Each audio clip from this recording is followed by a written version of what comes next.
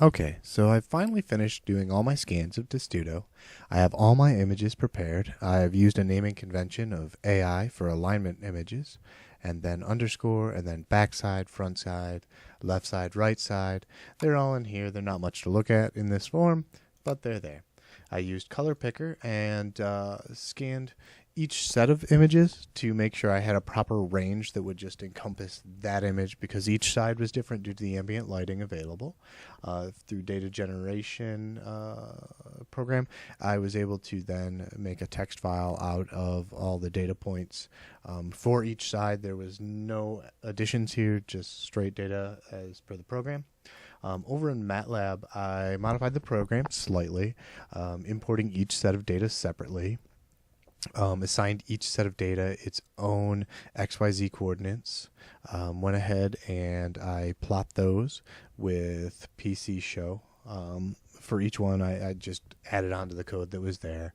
The same thing down here for the point cloud. This final cloud here, just adding onto the same data. The differences I had to do because of the left side and right side where I had to flip a little bit of the data, like for example this one I had to flip it, but also because I didn't actually measure my distance from the target ahead of time, I had to do some alignment, which is what these pluses and minuses are throughout, to align the sides together correctly. So if I go ahead and process this, it'll take a minute before it shows up, but we'll be able to see the point cloud that I was able to make.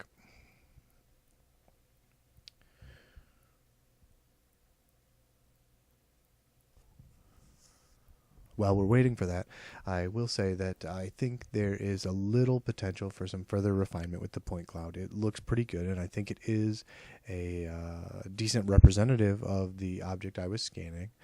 But I think that I could refine it a little bit more to better reflect the reality of the Testudo image. So here we have the point cloud. This one over here is just a blue mess because it's showing literally all the points at once. It's very hard to parse what is actually happening there. This one on the side view, that's obviously Testudo. But the one we really would like to look at here is this Testudo in 3D with the colors, which really helps us to see it. And you can definitely see there's a full 3D Testudo. And this is the one I stitched together.